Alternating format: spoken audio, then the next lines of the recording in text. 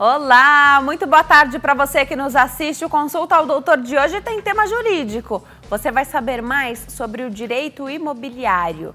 Tudo que estiver relacionado a isso, e tem um universo todo para a gente falar sobre esse tema. Aproveite a oportunidade. Quem explica tudo para nós é o advogado, Dr. Diego Sanches. Eu estou te esperando depois da vinheta, porque o Consulta ao Doutor já está no ar.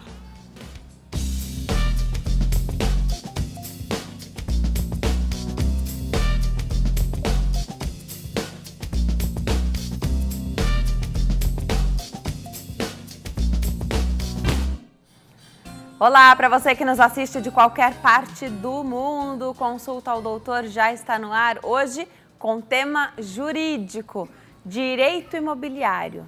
Tudo que estiver relacionado à compra, venda, locações, sendo residenciais ou comerciais, tudo isso a gente vai aprender um pouquinho mais os direitos e os deveres nas locações de imóveis também. Aproveite, participe ligando para cá. A partir de agora, a oportunidade de você fazer a sua pergunta ao vivo. 0 operadora 11 3337 5886. 3337 5886. Você também participa pelas redes sociais e é muito fácil. facebook.com/consulta ao doutor, facebook.com/Denise Luque. As duas páginas estão atualizadas com o tema de hoje.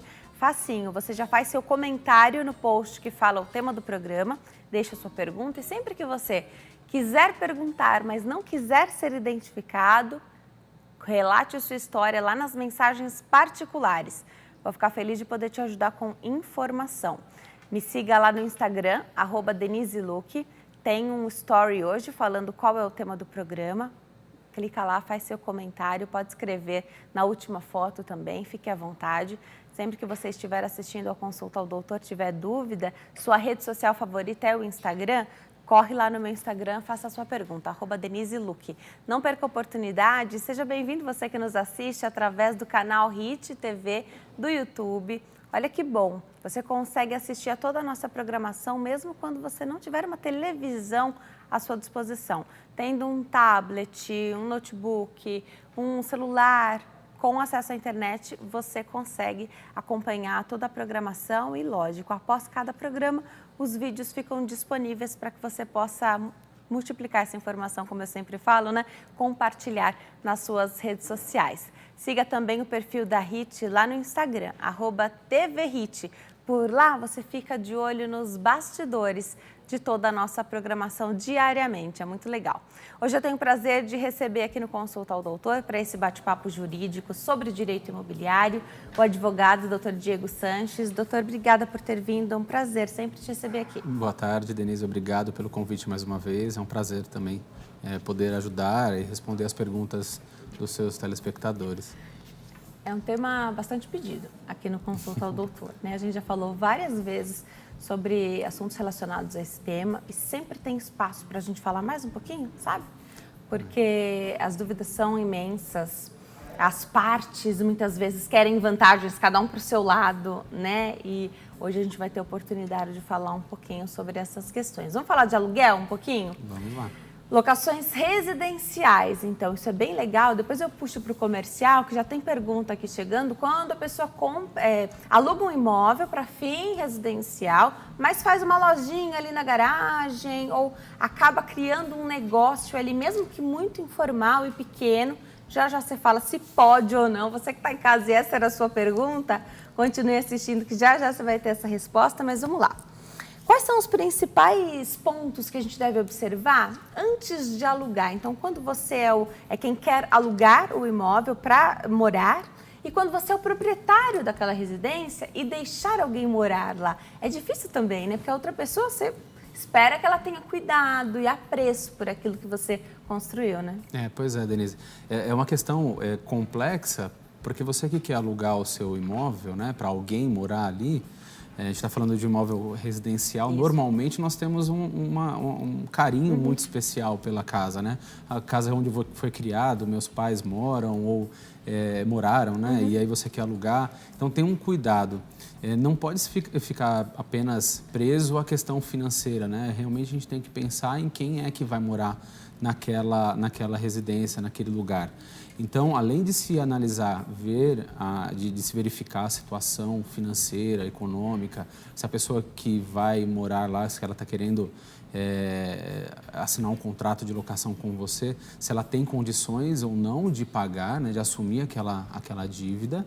E, além disso, verificar um histórico, né? Ver se ele já morou de aluguel, se teve algum problema, será que essa pessoa já teve uma ação de despejo, qual foi o motivo, se foi falta de pagamento, se ela infringiu alguma cláusula do contrato, se ela desocupou e deixou o imóvel não em boas condições, né? Isso tem que ser verificado, né? Porque depois tudo se resolve em questão judicial e dinheiro, né? E acaba se desgastando muito, né?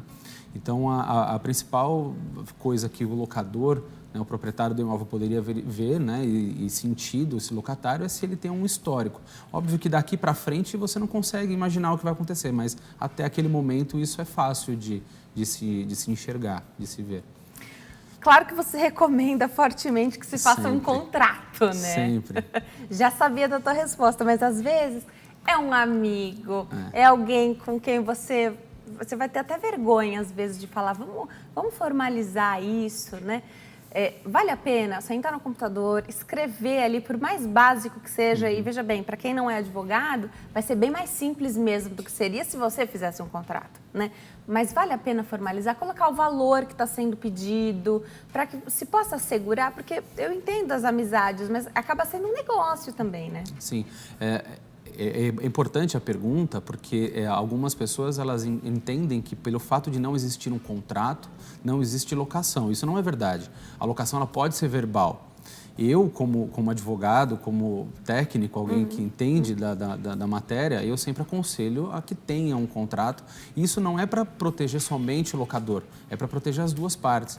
Então, por mais simples que ele seja, é importante que exista, que ali tenha a qualificação do locador, a qualificação do locatário, quem é que vai residir naquele imóvel, o tempo que você está alugando, valores, né? Importante que nesse contrato tenha ali quais as condições que o imóvel está sendo entregue para o locatário, porque depois, quando ele desocupar, não tenho como fazer a comparação.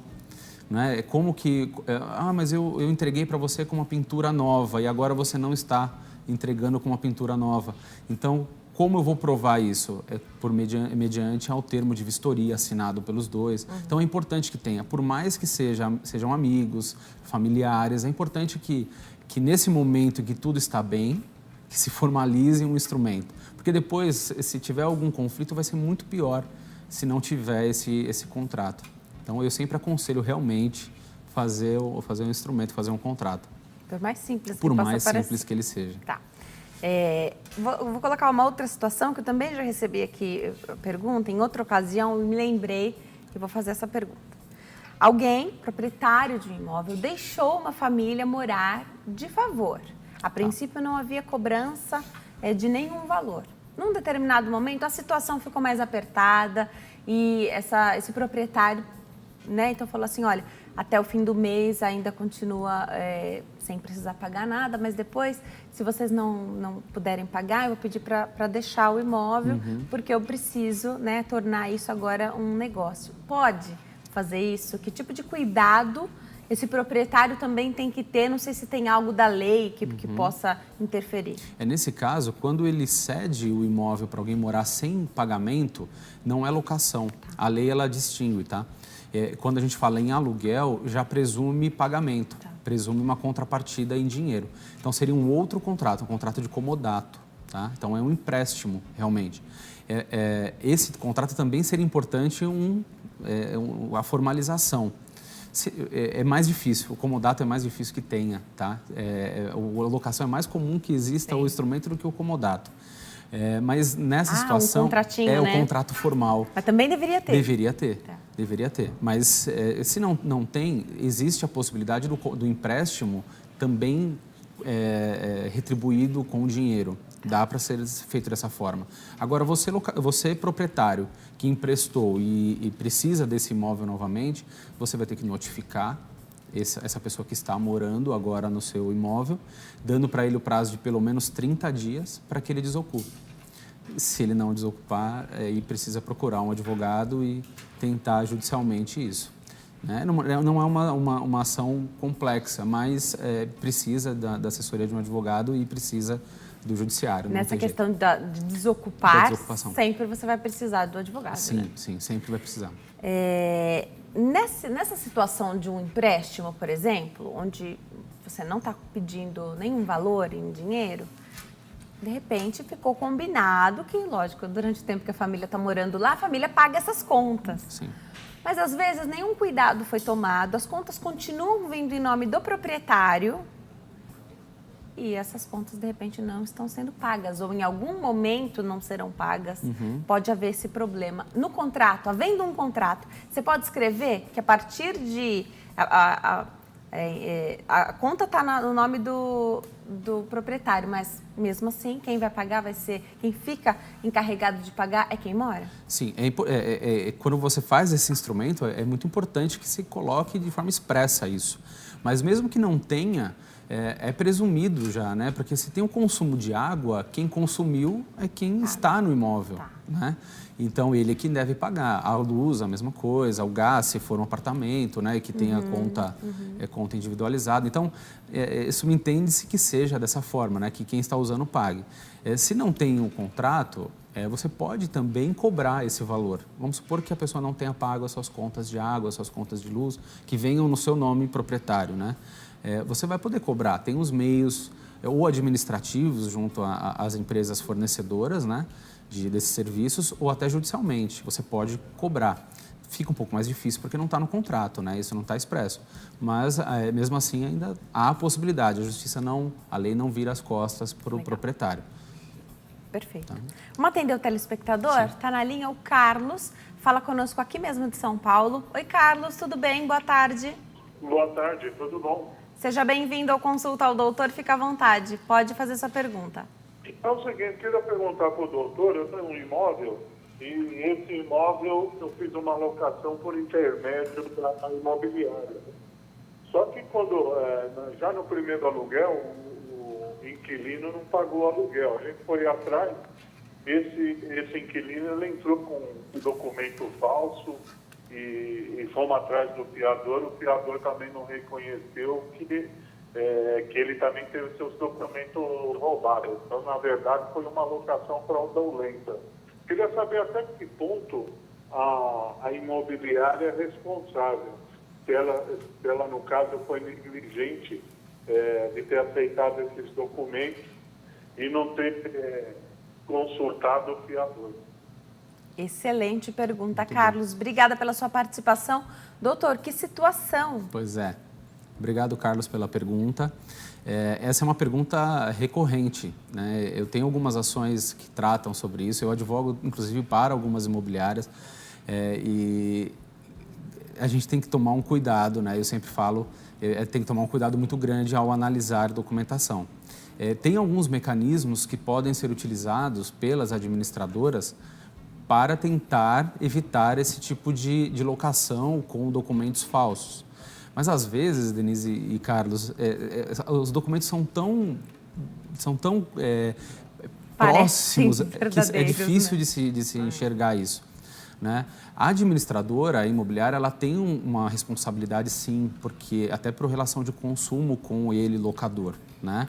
Então, ela responde, sim. Tá? O que precisa ter o cuidado é para verificar se a administradora ela fez aquilo que ela precisaria fazer para descobrir, né, tudo que estava ao alcance dela, ou se ela deixou de fazer aquilo que ela precisava fazer. E isso precisaria realmente de analisar os documentos, analisar o caso para dar uma resposta mais efetiva.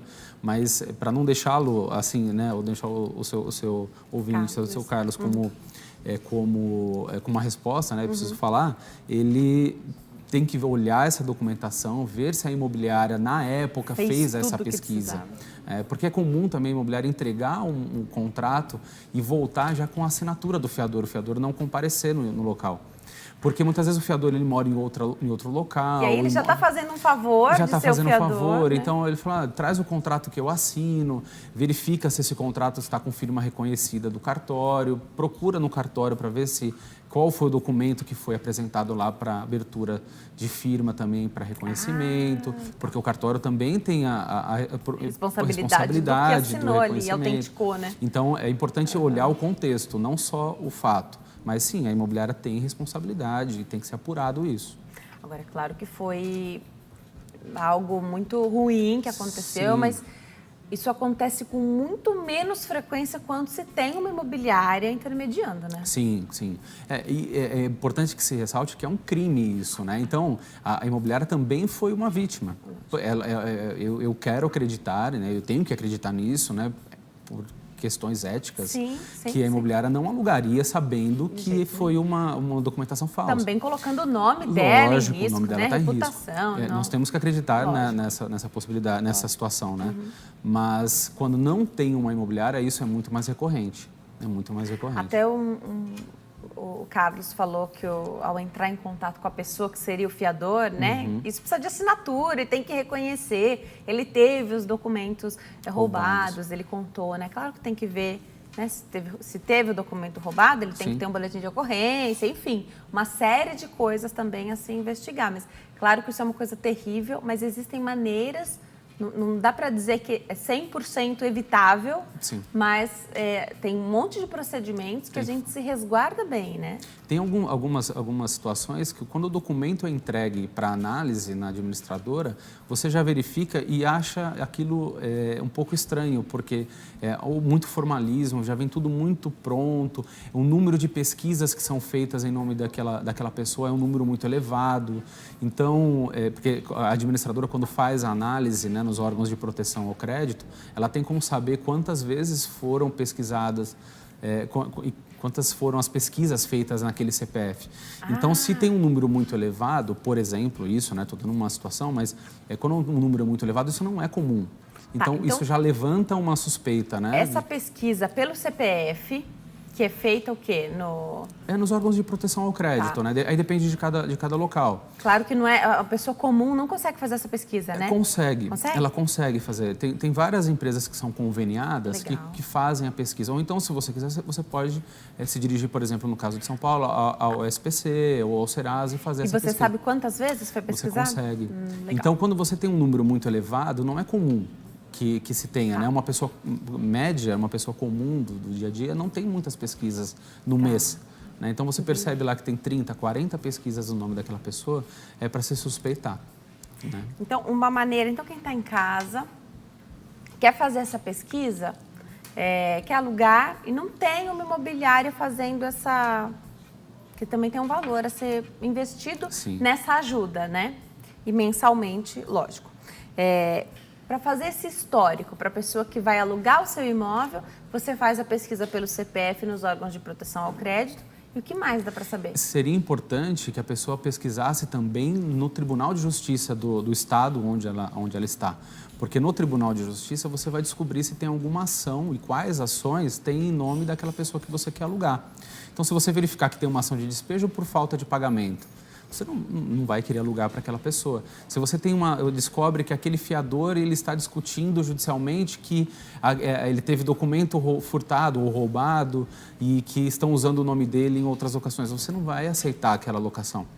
Entende? Então, quando você faz essa análise maior, você descobre algumas coisas que diminuem um risco, né? Te dão dicas. Te dão dicas. Né? É por isso que a imobiliária ela tem meios mais fáceis por estar no ramo, ela tem algumas situações que facilitam o trabalho. Pessoas especialistas nessa Exatamente. pesquisa. Então, ela consegue olhar com outros olhares, assim, pessoas técnicas, né? Mas você também, particular, consegue fazer isso, talvez com um pouco mais de trabalho, mas também consegue chegar aos resultados. Não é algo que está consolidado, único, esse histórico, você vai ter que ir buscando em várias plataformas. Exatamente. Joia.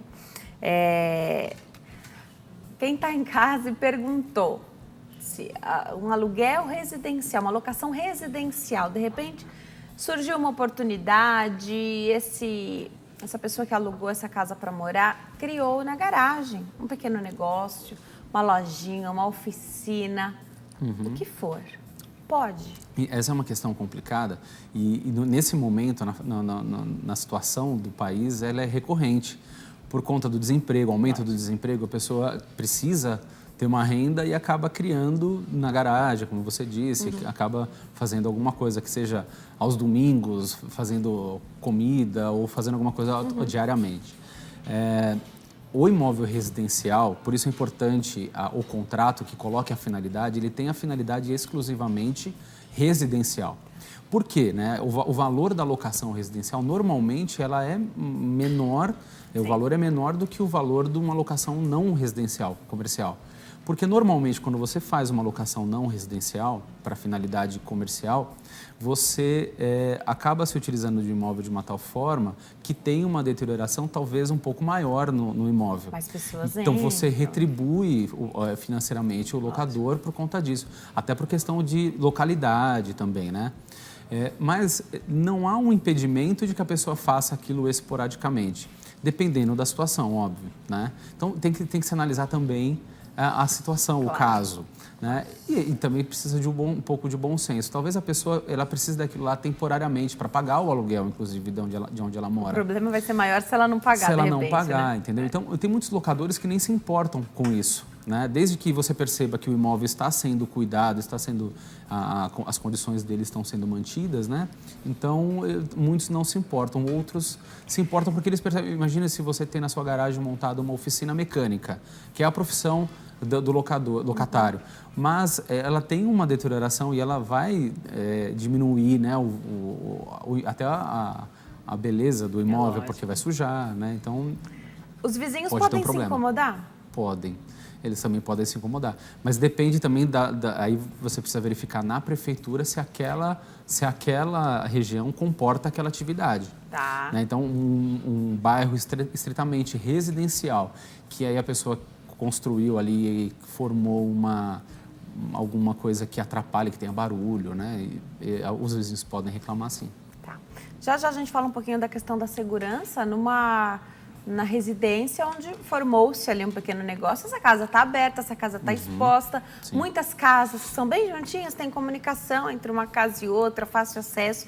Já você conta se essa família pode ser responsável por algo chato que aconteça de repente. No próximo bloco. Até já.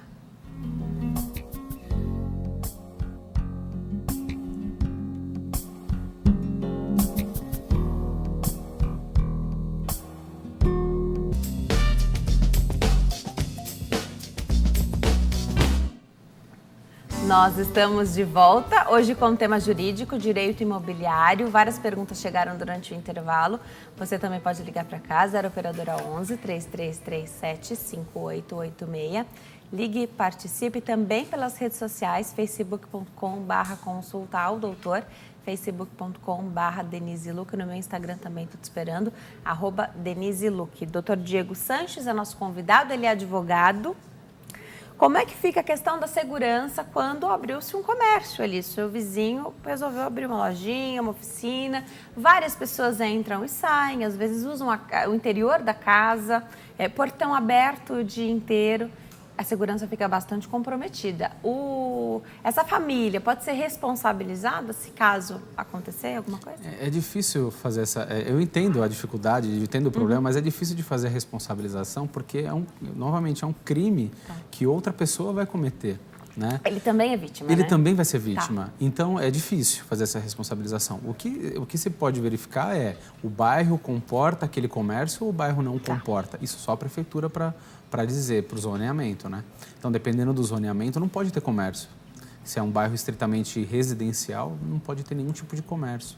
Né? Então, de qualquer forma, para fazer tudo direitinho, o proprietário tinha que estar sabendo, né? O ideal é que sim, até por conta de que eventuais multas ao imóvel que a prefeitura venha a aplicar, elas vão recair sobre o imóvel. Tá. Lógico que o proprietário vai poder reclamar depois, judicialmente cobrar do seu inquilino, mas a prefeitura vai cobrar sempre do imóvel. né, do proprietário do imóvel. O nosso telespectador Lélio, de Uruguaiana, no Rio Grande do Sul, ligou para cá. Ele disse que mora há 14 anos de aluguel no mesmo imóvel. A dona do imóvel quer vender agora essa casa. Ele pergunta quanto tempo ele tem para desocupar, se ele tem que desocupar rápido. Fiquei surpresa com a pergunta dele, porque ele não devia ter sido notificado sobre isso, já com uma data? Na verdade, quando o contrato ainda está em vigência, o contrato de locação ele tem vigência até a data da desocupação. Né? Então, mesmo que o prazo já tenha vencido, ele prorroga, tá? Até a data que ele está no imóvel. Então, como ele está no imóvel, ele ainda está ocupando, o contrato existe. Ele tem que ser avisado que o imóvel está sendo vendido, oferecido a ele, né, locatário, inquilino, para que ele apresente se ele tem interesse ou não tem interesse na compra. Então, a pessoa tem que falar, olha, eu quero vender o imóvel por X valor, e aí dá a oportunidade de que ele se manifeste. Esse prazo é de 30 dias para que ele fale se quer ou não comprar o imóvel. Quanto à desocupação, essa pessoa proprietária atual, a locadora do imóvel, só pode pedir a desocupação dando prazo de 30 dias, mas após o vencimento do prazo que está no contrato. Então, se o contrato está vencido, vai ter que pedir para desocupar no prazo de 30 dias. Tá? Mesmo que o contrato esteja vencido, ou que esteja ainda em andamento, isso não tem problema, a pessoa que comprar o imóvel pode pedir para ele desocupar se esse contrato não estiver, aí é uma parte mais técnica, mas se ele não tiver registrado, ou o termo certo, averbado na matrícula do imóvel, lá no cartório de registro de imóveis, se esse contrato de locação não estiver averbado, o locador, esse novo proprietário, esse que comprou, pode pedir para desocupar no prazo de 90 dias. Tá? Então, uma forma simples, a pessoa que está vendendo o imóvel pode pedir para ele desocupar só se o contrato estiver vencido, dando 30 dias. Quem comprou o imóvel pode pedir para desocupar, desde que esse contrato não esteja averbado, dando 90 dias para ele. Entendi. Se tiver averbado, o comprador vai ter que cumprir o contrato até o final. Entendi. E a intenção da pessoa dessa venda, então, está em vigor ainda. A gente sabe que às vezes demora para vender uma casa, ela já quer anunciar. Sim. Ofereceu para a pessoa que mora, né, para o locatário, ofereceu, não tem interesse de comprar, ela já pode colocar uma placa? Pode. Pode, ela pode. E ela garante que a pessoa vai ficar ali, ela vai vender para depois. Isso. Ela está falando o quê? Olha, eu tenho um imóvel alugado para você, mas eu quero vendê-lo. Contrato, mesmo que o contrato ainda esteja em vigência, o período ainda esteja em vigência. Ele deu a preferência, cumpriu o requisito que a lei fala, mas ele pode querer vender para uma terceira pessoa. Inclusive, isso é importante porque o locatário ele não pode impedir que outras pessoas visitem o imóvel para que comprem, né?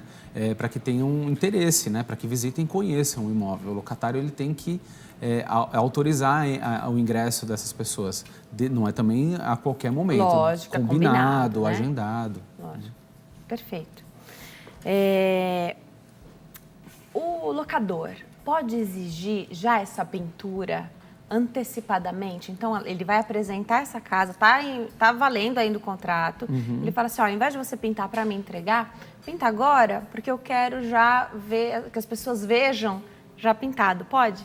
Ele pode, ele está fazendo um acordo, né? Tá. É um acordo entre eles. Isso é importante que esteja registrado, né? Legal. Porque depois... É importante que o locatário tenha na sua mão, né? Aí eu estou dizendo em defesa do locatário, para que ele tenha documentos comprovando que foi ele quem realizou aquela pintura. Perfeito, entende? Então é importante que tenha isso documentado. Senão ele vai ter que pintar de novo Pois depois. Perfeito, perfeito. Hoje usa-se muitas fotos para registro, né? Ela é válida, é importante, é uma dica importante que essas fotos elas sejam datadas. Que você utilize o recurso, o datador de fotografias. Porque senão você não consegue identificar quando aquela foto foi tirada. Perfeito. Outra pergunta. A pessoa ficou desempregada, tem um financiamento vigente do imóvel, ela quer fazer um refinanciamento, porque o valor, a renda da família diminuiu e ela quer diminuir o valor da prestação. Foi até o banco se negou a fazer o refinanciamento, ela continua pagando o valor que é exigido ali todos os meses, mas entrou com advogado já faz 1 ano. E agora o banco em questão não responde mais a ela os questionamentos, ele diz que só responde ao advogado. Primeiro, o banco pode se recusar a refinanciar um imóvel numa situação como essa, onde ela está se sentindo menosprezada, porque o banco não fala com ela, só responde ao advogado normal? Isso acaba sendo comum porque, a partir do momento que ela ingressou com uma ação judicial, é acionado um outro departamento do banco, que é o departamento jurídico. Então, é natural que a conversa passe a ser não mais com o seu gerente ou com aquele atendimento mais informal, né? Passa a ser uma coisa mais formalizada. Então, até para o atendente não passar uma informação exatamente errônea, porque né? o atendente ele não tem o mesmo conhecimento ali de processo quanto como o departamento jurídico.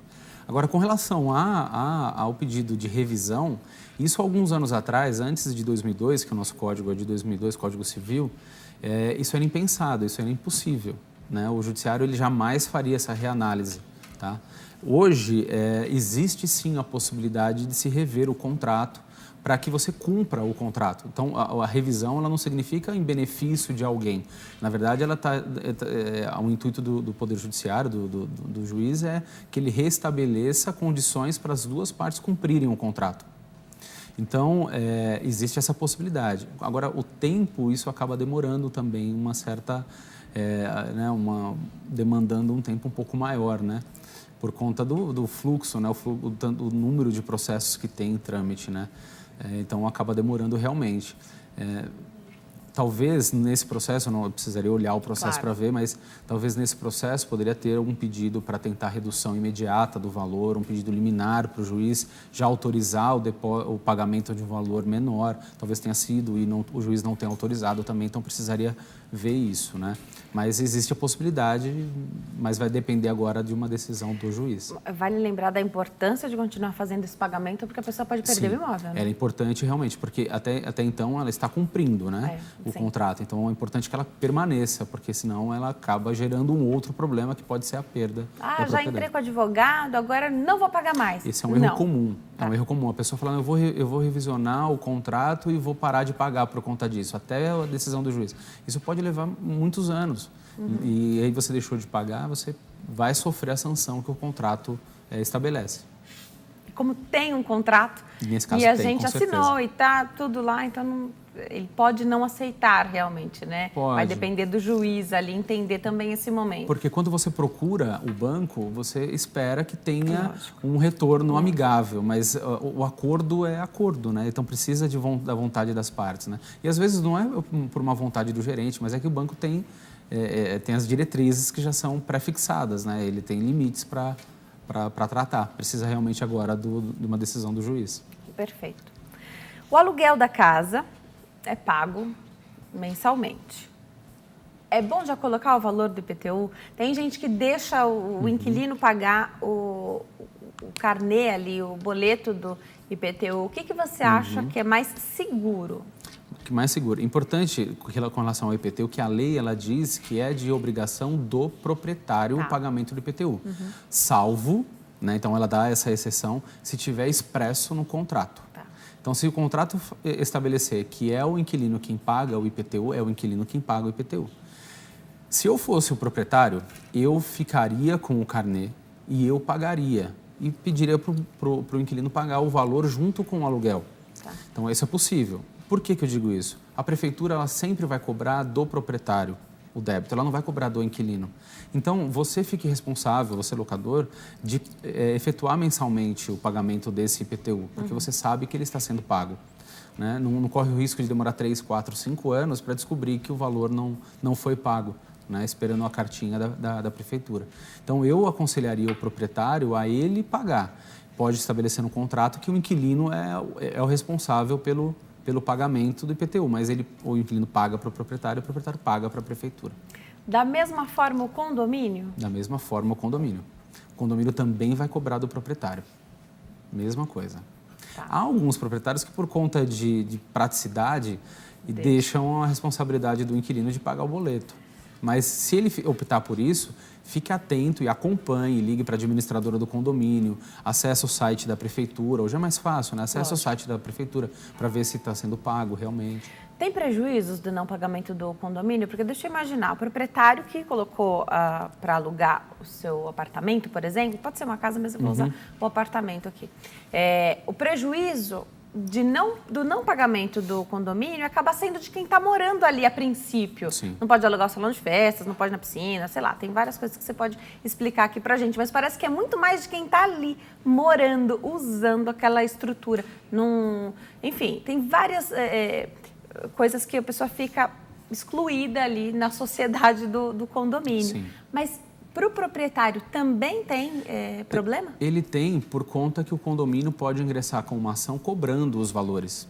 Tá? Ao inquilino, realmente ele tem esse prejuízo imediato, né? É importante, até para quem assiste e saiba, né, que mora em prédios, em condomínios, o condomínio ele pode vedar o acesso às áreas que você tem que pagar para uso. Então, a área de salão de festas, tá bom. churrasqueira, A piscina não. Legal. Então, a área que é comum, ele não pode impedir. Tá? Que já é comum. Agora, a área de que você precisa retribuir, porque essa retribuição, onde ela vai? Ela vai lá no condomínio, que você não vai pagar. Então, se você já não está em pagamento pontual, você não pode alugar o salão de festas, porque vai ser mais um prejuízo para o condomínio. Então, só as estruturas pagas. Pagas, exatamente. Né? Só as estruturas pagas. De uso comum, não pode vetar a utilização. Legal. Agora, se no contrato está escrito que o inquilino vai pagar esse condomínio, da mesma forma, o condomínio vai atrás a administradora vai atrás do proprietário? Sempre. Essa é uma dívida, o condomínio é uma dívida muito semelhante à do IPTU. Tá. Tecnicamente, a gente diz que ela é uma obrigação propter rem, ou seja, aquela que acompanha a propriedade. Tá bom.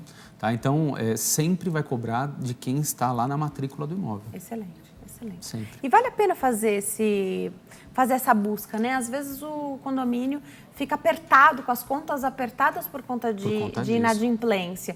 E se deixar, precisa de uma atitude, né? Se deixar, essa dívida só vai crescendo. Só cresce. É uma pesquisa é importante para quem está querendo alugar. Porque imagina você que está alugando o imóvel e tem um débito anterior. Meu Deus. Você vai ser prejudicado por um débito que não é do seu período, né? Imagina você que está querendo comprar um imóvel e aí tem um débito de IPTU, ou de condomínio, né? Você vai ser prejudicado, vai ter que pagar aquilo, porque se ele acompanha a propriedade, você está comprando, inclusive, a dívida, né? Então, precisa conversar com o síndico, com a administradora, para ver se tem algum débito ou não tem. Perfeito. Aliás, na hora de comprar um imóvel, se ele está num condomínio, para quem que a gente pede o documento que diz que a pessoa não está em débito com nada? Você pode pedir para o síndico, diretamente para o síndico, ou se tiver uma administradora contratada, uma terceirizada, a administradora ela fornece isso.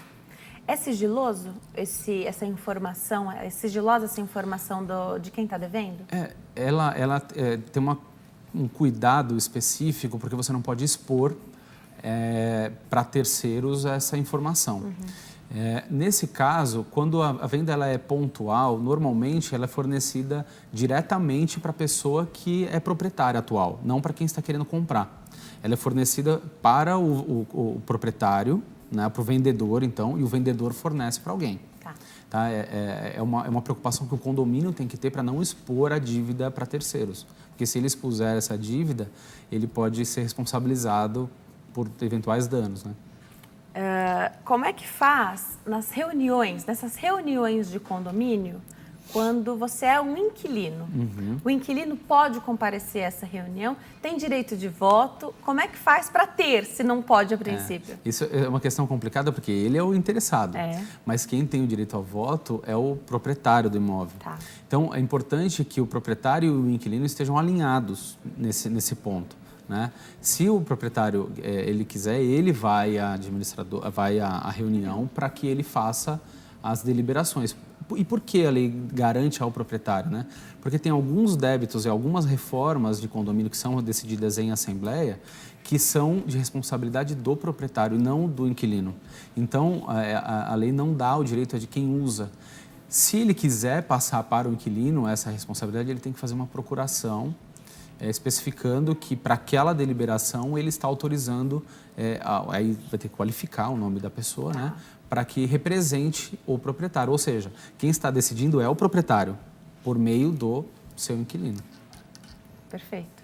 O ideal seria que as pessoas comparecessem a essas reuniões, seja o tema que fosse, porque é sempre de interesse, né? Às vezes você vai falar sobre as contas do condomínio, né? Se vai ter aumento, se não vai, o que precisa, quais são as manobras que o condomínio precisa fazer para redução de contas, e às vezes você tem 3 pessoas na reunião, mas a reunião de vaga, de sorteio de vaga está sempre lotada, com certeza, e isso é bem curioso. Até nessa questão da vaga, dependendo da vigência de contrato, né, realmente o proprietário poderia deixar, se vai ficar valendo até o final da vaga, às vezes 1 ano, 2, né? Poderia deixar, mas tem que oferecer esse documento como instrumento para participar, né? Ele precisa, senão o inquilino ele não tem como opinar. Perfeito. E aí o síndico fica com essa responsabilidade de saber quem é o proprietário, quem ele é o precisa, inquilino. na entrada dessas assembleias tem uma relação de apartamentos e proprietários. Legal. Se não for aquela pessoa, o síndico ele precisa ficar atento, porque aquele voto ele não pode ser contabilizado. O inquilino, se ele for, ele pode até manifestar a sua intenção, mas ele não pode ser contabilizado como voto. Responsabilidade de quem está ali. Pois é, porque a Assembleia pode, inclusive, imagina uma decisão que foi tomada e o voto que levou àquela decisão foi de uma pessoa que não poderia votar. Então, realmente é uma responsabilidade muito grande para o síndico e para a administradora. E também você não vai expor a pessoa que está ali, né? Não, de forma alguma. Não pode. Para todo, abertamente não. Mas, de repente pra ela poderia falar. Fale para a pessoa, olha, o seu voto ele não pode ser contabilizado. E eu acho super válido as pessoas que querem comparecer, mesmo sem o direito a voto, onde você mora, você tem que saber o que está acontecendo. E aproveitando a deixa, aproveitando a oportunidade de condomínio, aquele que não está com o pagamento em dia, ele não tem direito a voto também.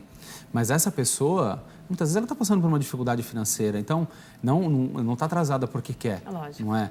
Então, é importante que ela compareça na reunião para saber o que está sendo deliberado, né? Então, mesmo que ele não possa votar, que fique ciente das coisas que estão sendo decididas no condomínio. Tem outras coisas também que a gente conversa durante a reunião, que não vale dele é o voto para as decisões. Mas ele pode opinar, dizer outras maneiras, manobras de redução de contas de condomínio, que é o que mais se fala hoje em dia, né? Do que o prédio precisa, do que o condomínio precisa, isso está tudo valendo, né? Tudo valendo. Perfeito. Vamos falar um pouquinho agora de quando você aluga para um comércio, você quer abrir um negócio. Você já falou no bloco anterior sobre essa questão do zoneamento.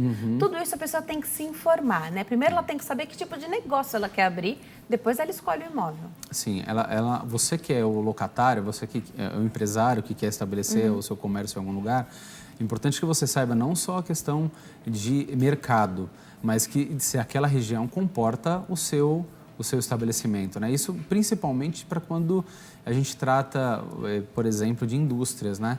Então, existem alguns ramos que não comportam algumas ruas, não é? Você precisa de manobra de caminhão e que não tem aquele fluxo para aquela casa, né? Para aquela região. Perfeito. Então, você, inquilino, você precisa verificar se aquela região e aquele imóvel, ele comporta ou não. Quando eu elaboro contratos para locadores que querem alugar para uma pessoa que está querendo estabelecer um comércio, eu procuro deixar claro para garantia do locador que o locatário fez essa análise para eximir qualquer responsabilidade do locador em virtude de um eventual descumprimento do contrato, uma desocupação, porque vamos supor que o inquilino ele diga que eu não quero ficar mais no imóvel porque o seu imóvel não me atende. Não é o imóvel que não atende, o que não atende é a região. E isso compete ao inquilino saber se o imóvel atende ou não atende. O que o proprietário ele tem que fornecer se atende àquela região, ele precisa fornecer o alvará de estrutura, se ele está ou não em conformidade com as normas técnicas, se ele tem o alvará do corpo de bombeiros, se precisa, né, dependendo da situação. Então, ele precisa fornecer os documentos necessários, mas é o inquilino que tem que saber se aquele imóvel cabe a ele ou não. Não adianta depois Não pedir adianta reclamar depois. Desocupar simplesmente e querer a vantagem. Exatamente. Né? Muitas vezes precisa ser feita uma adaptação de acessibilidade nesse imóvel. O que, veja bem, não é uma coisa ruim. Uma coisa boa, todo imóvel deveria ser acessível, né? Não atrapalha ninguém a acessibilidade, eu penso dessa forma. Sim. Pode o inquilino, sabendo que vai precisar fazer, o inquilino não, o proprietário do imóvel, sabendo que vai precisar, para aquele negócio, vai precisar fazer uma reforma de acessibilidade, não querer alugar? Olha, ele até pode por conta de mudança estrutural do imóvel. Ele falando, essa mudança estrutural não me interessa. Então, ele pode se recusar à locação. Agora, como você disse, né, essa é uma tendência, é uma preocupação social. Não é uma preocupação simplesmente de mercado, é uma questão social, né, de tentar cada vez mais dar acessibilidade às pessoas. E nós mesmos, às vezes, usamos rampas, né, e, por ser mais cômodo, eu não vejo também prejuízo para toda a coletividade, para a sociedade. Né? Mas se afetar a estrutura do imóvel, o proprietário ele pode falar, não gostaria que fizesse essa reforma. Mesmo que você se comprometa a entregar esse imóvel exatamente como você... Não vai ser exatamente igual, porque você não vai encontrar o mesmo piso, de repente, ou a mesma estrutura que estava ali de revestimento, mas você entrega com as escadas, por exemplo, que seria algo a ser retirado para ser mais acessível. Isso é uma questão interessante pelo fato de que o locatário, ele precisa comunicar ao locador das obras que ele está fazendo, mas a obrigação mesmo é no final do contrato, que ele precisa fazer isso, entregar nas mesmas condições. Então, se ele optou por ser uma necessidade do comércio, da empresa dele, ele fez, então no final ele vai ter que deixar da forma que estava se o locador não autorizou. Ele precisa refazer. Também tem outras formas, né? Saem um pouco mais caras, mas existem formas também de rampas mecânicas, né? Que ele possa fazer. É lógico que isso vai custar um pouco mais, a operacionalização do sistema também é um pouco mais complexa, não é tão prática, mas eles têm outras formas também que ele possa utilizar, né? Dependendo da situação, elas são mais viáveis, né? Claro que a obrigação, você falou aqui, é entregar. Claro que você pode perguntar para a pessoa se ela quer que entregue desse jeito, onde funcionava um negócio muito bem, né? Ou se ela quer que entregue exatamente como alugou. Excelente. E acho que deve constar isso para depois não haver uma reclamação. Sim. Né? Mas a pessoa quer fazer mudanças, vai se comprometer a fazer no final, é quando ela precisa mostrar, né? Vai fazer a vistoria final. Mas o proprietário passa em frente. E ele viu que tanta coisa, de repente, todas as paredes que não eram estruturais foram derrubadas, inativou uma série de recursos, cozinha, enfim, tudo mudou, tudo mudou. Ele segura esse coração, fica tranquilo e no final ele pede ou ele pode já reclamar? Eu aconselharia que ele fizesse, porque o proprietário, o locador, ele tem a autoridade, ele pode exigir uma vistoria no imóvel mesmo alugado, desde que seja marcada, né? Então, marcou... Periódico? Pode ser. Lógico, ele não pode ficar indo toda semana para ver se está tudo bem, porque vai mudar a rotina, né? Mas ele pode fazer periódico, uma vez a cada 6 meses, por exemplo, ele pode pedir para visitar o imóvel. Se ele constatar algum problema que possa acarretar em alguma outra questão, eu aconselharia notificar o inquilino de que foram constatadas essas situações e que ele exige que sejam tomadas as providências no final do contrato. Ele já documentou que a vontade no final de voltar. Agora, rescindir o contrato por essa razão só se for alguma situação muito grave, né? Então, uma mudança estrutural, então... Está colocando a casa em risco, aí ele pode, né? Mas essa rescisão ela vai ter que ser ou amigável, que vai ser um pouco mais difícil, ou judicial. E aqui a gente está falando de uma locação comercial, né? E uma locação residencial, pode-se fazer essa mudança toda? Da mesma forma. Da mesma forma? Da mesma forma. A questão é, ao término, ele precisa restabelecer. Muitas vezes a mudança ela fica tão interessante para o locador que para ele é melhor, né? Às vezes ele acha que ficou melhor daquela forma, né? Então, para o locador fica interessante. Se você é o locatário, chame o locador. Fala, olha, eu fiz essa modificação, para você interessa? Se interessar, eu deixo dessa forma. Se não interessar, eu vou restabelecer. Perfeito. Da mesma forma, eu falei do revestimento aqui. Hoje, pode ser tão difícil você encontrar igualzinho, da mesma forma, se você que vai alugar, está colocando a sua casa para uma locação, seja residencial ou comercial, se você tem muito apreço por um revestimento, já avisa, né? Já avisa. É herança, de repente são peças exclusivas. Exatamente, eu não tenho peça de reposição, não fure, né, para que a pessoa não tenha... Porque isso, se tiver algum... para que não tenha essa surpresa, porque isso só vai se resolver depois com dinheiro. Porque não tem como você restabelecer uma situação dessa. Perfeito, perfeito. Nos aluguéis, nas locações comerciais, fica estabelecido o mesmo período? Podem ser mais longas? Porque você forma uma clientela ali do lugar, né? Então, tem algo que a justiça favoreça nesses contratos? Na realidade, a lei ela não fala em prazos mínimos ou máximos de locação. O que se tem é que nos residenciais eles são feitos acima de 30 meses, né? Porque aí a lei ela dá alguns benefícios para o locador e para o locatário. Então, convencionou-se 30 meses pelo menos. Quando a gente fala em comercial, eles são normalmente anuais. Legal. Né? 12, 24, 36, perfeito. Então você fecha ano, né? O que dá a possibilidade, porque você quando está alugando imóvel para estabelecer seu comércio, você não quer ficar um ano só, você quer ficar por muito tempo lá, porque você cria uma clientela e uma rotina naquele local, né? A lei ela dá uma garantia para você, locatário, que se você tiver 5 anos estabelecido naquele local e pelo menos 3 anos naquele ramo, porque você pode mudar o ramo, né? Se tiver 5 anos de prazo naquele local e 3 anos no mesmo ramo, você pode pedir judicialmente a renovação compulsória, automática, né? Que o locador seja obrigado a realugar para você, a renovar esse contrato. Isso é judicial. A lei dá algumas obrigações ao locatário para que ele faça isso. Então, ele tem que pagar pontualmente, ele não pode ter débito, ele tem que manter o imóvel em boas condições, ele tem que avisar o locador com pelo menos 6 meses de antecedência do vencimento do contrato. Essa ação ela tem que ser proposta com 6 meses de antecedência. Então, se ele perder esse prazo, ele já perdeu esse direito. Então, normalmente, para o locatário, ele tem essa possibilidade de renovar o contrato obrigando o locador, mas com prazo pelo menos de 5 anos. No próximo bloco, a gente fala um pouquinho dos reajustes e a gente falou no comecinho do programa que pode ser uma locação feita sem nenhum papel, sem grandes formalidades, apenas um contrato verbal, combinou-se dessa forma, mas eu estou vendo aqui que para uma locação comercial, estou até vendo que imobiliária se torna imprescindível, até para você saber que ramo é esse, o que a pessoa vai fazer dentro daquela casa, documentos, saber que empresário é esse, quem é que está vindo para essa casa. No próximo bloco, o doutor Diego explica tudo para nós. Até já.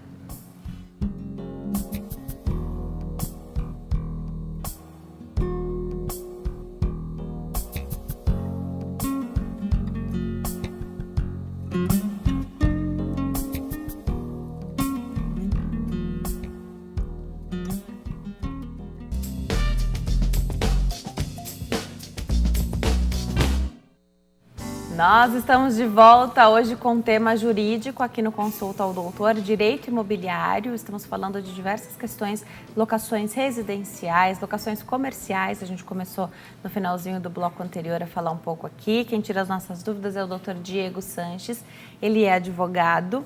Tem telespectador na linha? Vamos atender então nessa volta de bloco? Jorge está na linha, fala conosco aqui de São Paulo. Sim, oi, Jorge. Jorge. Tudo bem, Jorge? Tudo jóia? Bem. O problema é o seguinte, eu saí de uma locação que eu estava, um contrato de 30 meses, saí com 15 meses porque o proprietário pediu o imóvel, mas pediu verbalmente. Tá. Alô? Oi, estou escutando, pode continuar. Aí eu saí do imóvel, seria em outubro, eu fiquei até dia 30 de dezembro, só que 30 de dezembro, dia 1º de janeiro, como é que se muda? Eu mudei no dia 5 e dia 7 eu entreguei a chave. Tá. Eu tenho uma conta de água, uma conta de luz e 5 dias para me pagar os dias que eu fiquei na casa. E essa pessoa, inclusive, era muito amiga minha, certo? E o que acontece? Ele pediu, na ocasião, um dinheiro emprestado e eu não quis emprestar. No momento eu falei que não ia emprestar e não emprestei, e ele pediu a casa, só que pediu verbalmente. Tá. Aí ele me chamou no advogado, eu peguei e fui lá e falei, olha, eu devo, o aluguel é R$400, eu devo 5 dias, no máximo 7, que foi o dia que eu levei a chave. Tá. O imóvel tem péssimas condições, que você disse que ia arrumar, não arrumou. Eu tenho as fotos, mas como eu vi o programa, disse que a foto sem data não vale, mas o imóvel está lá, que inclusive teve que reformar agora. Tá. Bom, aí ele quis me cobrar o dinheiro, pegou e falou, qual é a sua proposta? Eu falei, é o que eu devo, 200 e poucos reais. É uma mixaria, mas não importa, é 210 reais. Ele falou, não dá para subir? Eu falei, quanto é que você quer? Ele falou, eu quero 400. Eu cheguei nos 300 e não houve acordo. Chamou de novo lá no mesmo advogado, fui lá e falei, ó, doutor, eu pago aquilo que eu me propus pagar. Estou pagando 100 a mais, sou aposentado, ganho um salário, não chega a um salário e meio, nunca atrasei nada, não tenho um nome sujo na vida inteira, não é isso que vai não é esse dinheiro, eu tenho até os 400 para pagar, mas eu acho injusto, mas tudo bem, já que é assim. Aí ele me chamou para fazer uma conciliação lá no fórum. Eu peguei e fui. Foi ontem, inclusive. A conciliadora, lá que seria uma juíza, ela não me... Como é que fala? Deixou um sobrinho entrar para conversar. Porque eu tenho 82 anos, tá certo? E, o que acontece? Ela não deixou e o rapaz com o advogado. Só que ela falou, o advogado não vai falar nada. Vai ficar só ele lá, e a gente ficou trocando conversa. E ele falou, não, eu quero 1.200, não tiro nem um tostão, não sei o quê. Eu falei, bom, você quer os 1.200? Eu pago 30 reais por mês e virei as costas e fui embora, porque não teve aconselhamento. Inclusive, uma juíza estava lá no fórum na hora, entrou lá porque escutou a conversa, porque estava para escutar, porque nessas alturas eu comecei a falar um pouquinho mais alterado e tal. Ela falou, realmente, pela idade dele, a minha idade, 82, eu teria que estar acompanhado. E ela não permitiu, já começou o erro aí, e forçando eu a aceitar. Eu falei, não vou aceitar. Agora eu pergunto, eu até os 400 eu pagaria, não tem problema, eu tenho dinheiro para pagar esses 400. Mas eu acho injusto, eu acho o que eu deveria fazer? Deixa tocar, porque eu tenho testemunha que ele pediu a casa.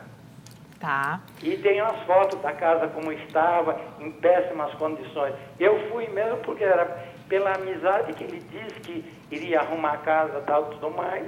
E, na realidade, não fez nada. É um negócio assim, é um negócio insalubre, totalmente insalubre, né? Obrigada. E aí eu mudei, estou na mesma casa que eu mudei anteriormente, pago o mesmo valor, uma casa toda arrumadinha, bonitinha. Agora, eu nunca devi nada para ninguém, eu acho injusto. Obrigada, Jorge. Um beijo para você. Obrigada por compartilhar um pouquinho da sua história aqui com a gente. Eu agradeço especialmente a confiança aqui no programa. Doutor Diego, tem várias situações aqui para a gente conversar sobre o que o Jorge relatou para nós, né? Obrigado, Jorge, pela pergunta. Tem vários pontos aqui que a gente tem que abordar.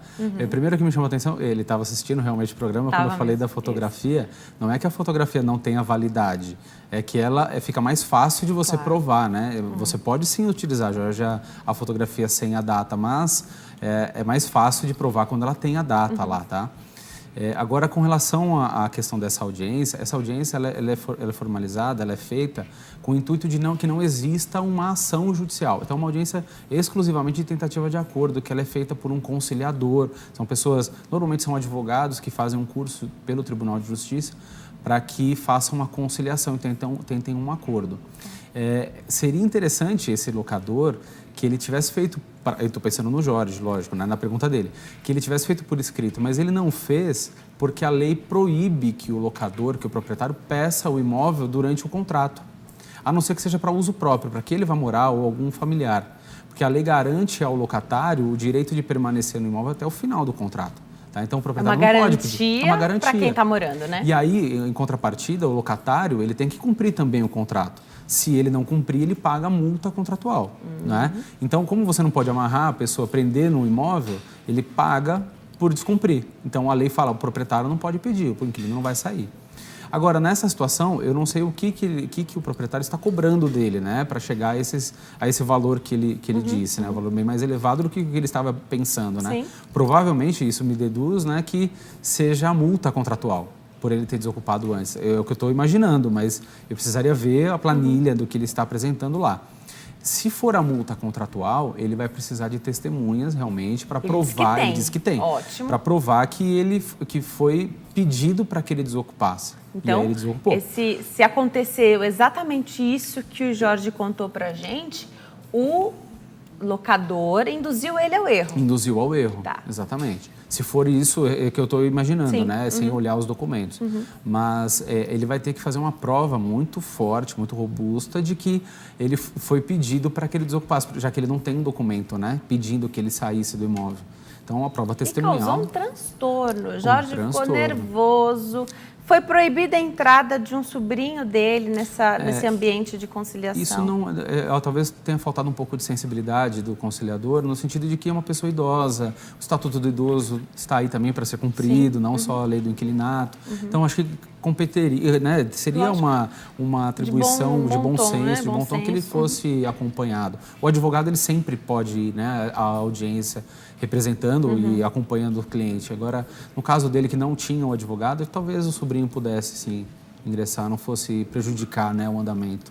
Agora, para quem está em casa e aconteceu uma situação como essa, então você já sabe que a lei garante a sua permanência até o final do contrato. Claro que a gente tem que continuar cumprindo os nossos deveres, né? A não ser que seja para uso próprio do locador. Só que aí tem que comunicar formalmente, da mesma forma. O proprietário, ele vai ter que fazer o quê, o locador? Ele vai ter que notificar, falar assim, olha, eu preciso que você desocupe dando prazo mínimo de 30 dias, que é o prazo que a lei imagina ser suficiente para você encontrar um outro imóvel e providenciar a mudança, e falando qual é o motivo. Eu já vi situações de que o proprietário não está contente com aquele inquilino porque ele paga com 5 dias de atraso, 10 dias de atraso, mas ele paga com a multa, mas o proprietário não está satisfeito. E pede para o inquilino desocupar o imóvel alegando que é para uso próprio. Ele tem realmente, a lei dá essa garantia ao locatário e essa obrigação ao locador que o imóvel seja realmente utilizado para uso próprio dele. Tem como verificar isso, se inclusive, o inquilino depois ele perceber que não foi, colocou uma placa de novo para alocação, ele pode reclamar judicialmente porque teve ao pedido de notificação, pedido de desocupação, não teve a justificativa correta, a verdadeira. Perfeito. Então, para garantia, mesmo que for para uso próprio, que você pode interromper esse contrato ou ao final dele, a qualquer momento que esse proprietário queira esse imóvel, o que quem está alugando tem que saber é que precisa ser oficial, formal. Tudo oficial. Por isso que eu sempre falo muito, né? É importante que tenha um contrato, tenha alguém que assessore. Até para ter essa garantia, para ter essas né? garantias, exatamente. Porque imagina se esse contrato fosse verbal, no caso do Jorge, pelo jeito não era um contrato escrito, mas imagina se ele fosse verbal, a qualquer momento o proprietário poderia pedir para ele desocupar. E aí acaba que fica sem garantia o inquilino, ou se você pleitear mediante a justiça, dizer que você tinha um contrato verbal, eu sei que é super difícil de repente você provar isso, né? As condições desse contrato verbal. Exatamente. Não tem, então, como... É difícil, fica bem difícil. Perfeito. Como é que faz quando acabou o contrato, não houve renovação, ou seja, as partes ficaram ali satisfeitas com essa não continuação do contrato, mas não há desocupação do imóvel, seja no residencial ou na locação comercial. É igual? É igual. A lei, ela diz o seguinte, tinha um entendimento, uma dificuldade por conta do fiador nessas situações, porque o fiador ele responde em tese até a data do contrato. Só que quando o contrato ele se prorroga, não é que ele renova, né? Ele passa a ter tempo indeterminado. Então, ele continua. Eu não posso falar que ele continua por mais 2 anos, 3 anos, até a data que ele desocupar o imóvel. O contrato continua em vigência, né? Sem período agora estabelecido. Se o inquilino desocupar o imóvel, ele já não tem mais a obrigação, uma vez que venceu esse prazo, né, que estava expresso, ele não tem mais a obrigação de pagar multa contratual por desocupar antes do período, porque ele já passou o período. Em contrapartida, o proprietário, o locador, ele pode pedir para desocupar o imóvel a qualquer momento. Então, faz 1 ano que venceu o contrato. Ele pode pedir para o inquilino desocupar, dando 30 dias para que ele providencie essa mudança. Então, a qualquer momento, o proprietário pode pedir.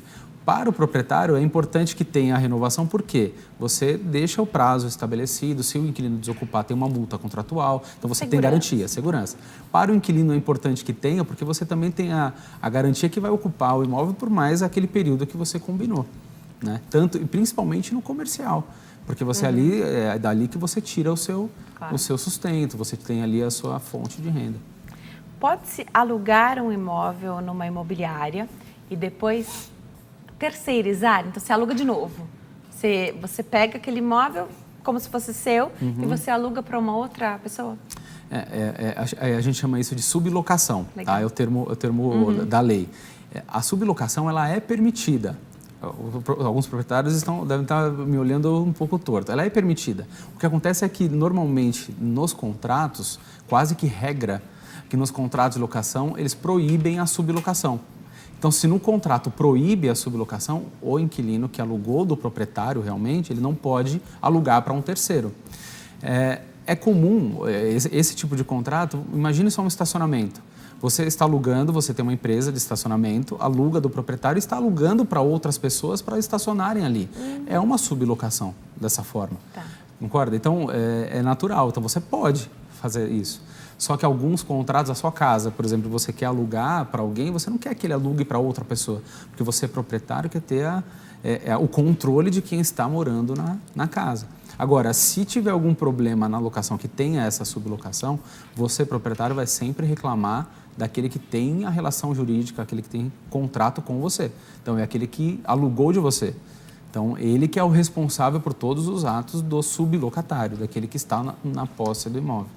Perfeito. Isso pode acontecer até tomando vantagem de uma locação residencial, onde o valor é menor, depois você faz a sublocação para um comércio. Sim, poderia. Só precisa ver se o zoneamento autoriza permite. Isso. E se a pessoa não estiver satisfeita, ela pode romper esse contrato, pagando multa, o que for, porque a outra pessoa está tirando muita vantagem dessa situação também, né? Sim, ela poderia rescindir o contrato porque teve uma infração do contrato. Porque imagina que o contrato fale que não possa sublocar. Perfeito. Ele sublocou, você pede a rescisão e a desocupação. Vale a pena sempre escrever? Não sublocar? Eu, como proprietário, colocaria. Porque eu quero ter o controle de quem está no meu imóvel. Perfeito. Fala um pouquinho de reajustes. Especialmente em locações comerciais. Nós já falamos das melhorias, né? Muitas vezes há um combinado do valor do aluguel para fazer essas melhorias que vão ficar lá, não tem como você tirar depois.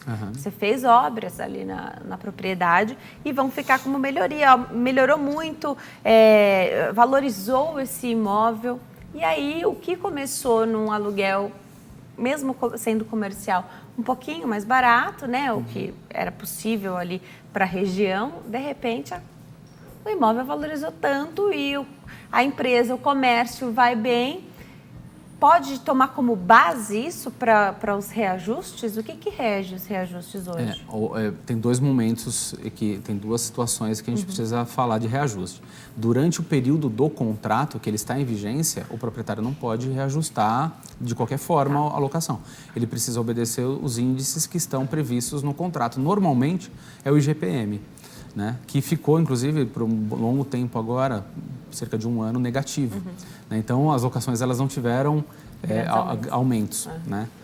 Agora, quando vence o período que está no contrato, para a renovação, o locador ele pode pedir um reajuste. É óbvio que se o reajuste, se a valorização do imóvel for por conta de benfeitorias feitas pelo locatário, até por justiça, não seria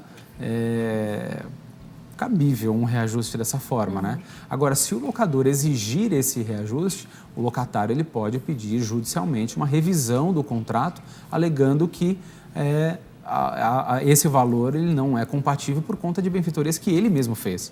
Né? Então, se a valorização se deu por conta exclusiva do ramo de atividade do locatário... De lucros da empresa.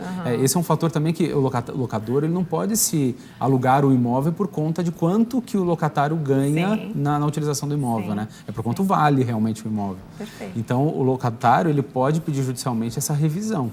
Né? Uma imobiliária é fundamental para ter todo esse instrumento de pesquisa. Sim. E tem jurídico, né, nas imobiliárias, então acaba ficando mais fácil, né? É importante, quando vai se procurar uma imobiliária, que se verifique a estrutura dessa imobiliária. Porque a imobiliária, para que ela exista, ela precisa simplesmente que tenha registro no órgão, no CRES, não é? Que é o corretor, né?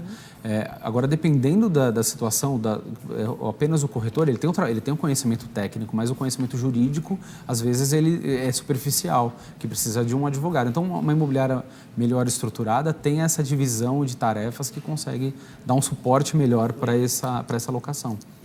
Para você poder tirar dúvidas durante o período também, exatamente. né? Adorei sua entrevista, Muito doutor, obrigado. como sempre foi uma aula, adoro falar sobre esse assunto também. Vamos passar os contatos do doutor? Vai lá no Facebook, fácil de encontrá-lo, Dr. Diego Sanches, Sanches é com Z no final, Dr. Diego Sanches, e o e-mail que o doutor disponibiliza é dgosanches, com Z no final, .adv@gmail.com, dgosanches, com Z no final, .adv@gmail.com. Doutor, volte sempre, adoro te receber aqui. Muito obrigado pela oportunidade, estou à disposição. Se quiserem tirar mais alguma dúvida, é só me procurar ou nas redes sociais ou via e-mail que eu responderei. Obrigada, Muito bom obrigado. fim de tarde. Boa tarde. Para você que está sempre de olho aqui no Consulta ao Doutor, você sabe que a nossa plataforma do YouTube funciona muito bem. Você tem um arquivo enorme lá com vários programas e muita informação para você acompanhar, ver e rever quando você quiser. Então acesse o canal Hit TV lá do YouTube. Fique de olho no nosso Instagram também, @TVHit. Fiquem com Deus. Até mais. Tchau.